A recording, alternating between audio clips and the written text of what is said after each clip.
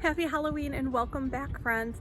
We're gonna finish up in the backyard with our tour and I will see you at the end.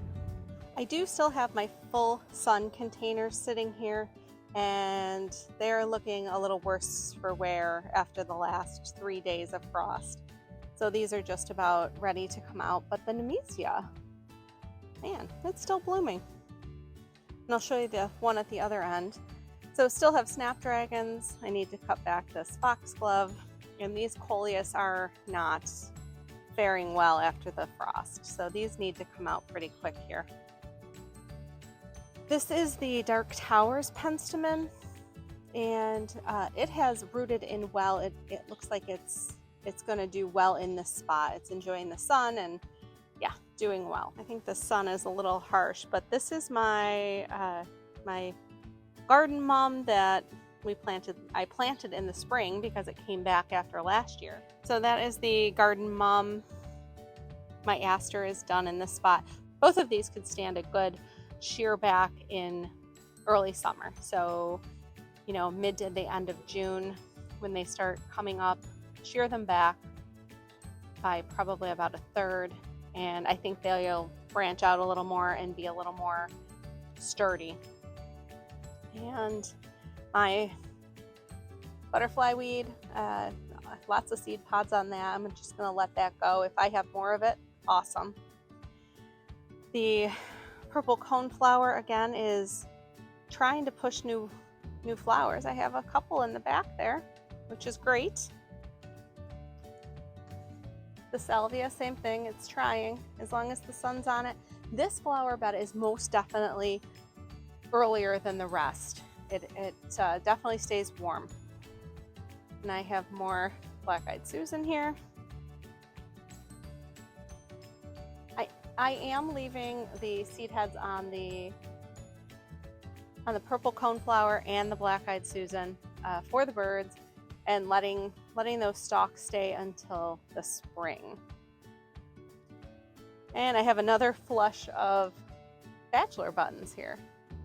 The Delphinium back there, now that it's getting a little more light, it had that Nicotiana that was here, and I've traded that out for Little Henry, which is a perennial, the Itea, and I think he's very happy to be in the ground and watered, and even though he lost his leaves, I think he will do just fine next year. And then this container, yeah, I still have blooms. So we have the Nemesia and the verbena.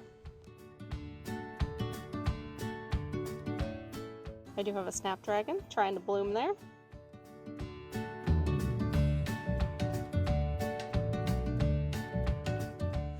Alrighty guys, this is the little picket fence garden in the backyard that I'm calling the Pollinator Garden. And I still have zinnias going for it. I have blooms there. I have some more here. And this is a California Giant variety. So California Giants. I have more switchgrass in here. The black-eyed Susan vine is everywhere.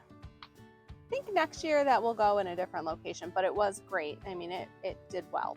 So that will be repeated, just maybe in a different location. Another zinnia there. I had Liatris and more of the perennial sunflowers. Autumn Beauty sunflower. Actually, this one is still blooming. Like, so lovely. Look at this. I mean, the flowers aren't as big as they were when they, first started blooming, but this one, it has been blooming for months. And the squirrels have climbed it, they've been on it, they've knocked down branches, and it is still going. Oh, look at this.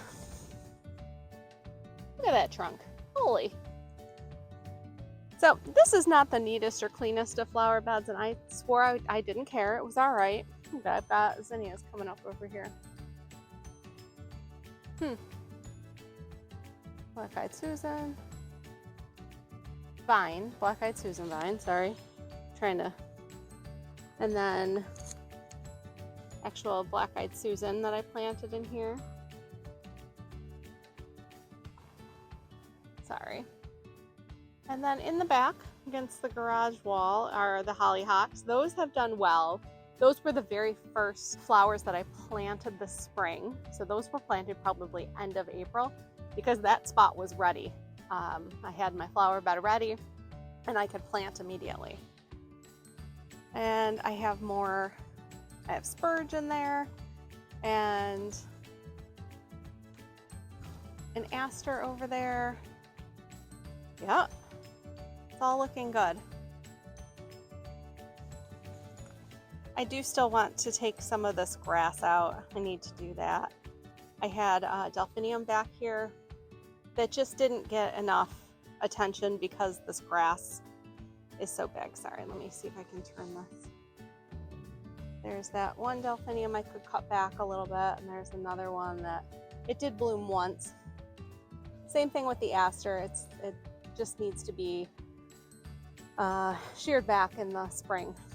So, and it's hard to tell how my clematis is doing over there because of the black-eyed Susan vine taking over.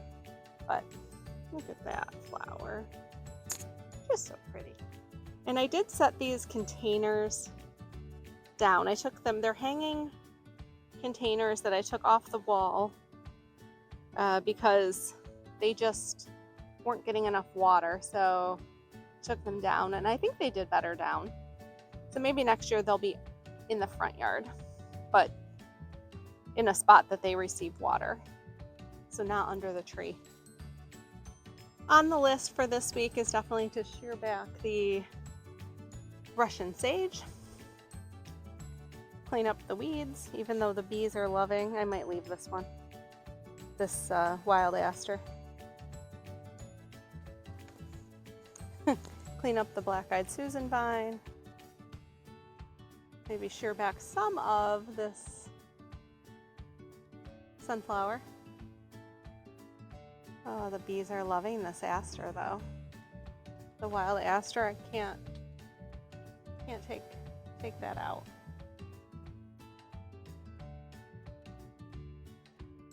I'm gonna fly just sunning himself on this thing. Oh, so we have the Veronica that I just couldn't get to this year. It was a little too thick in there to shear it back. So next year, definitely need to be more diligent about that. All right. I think that's going to do it.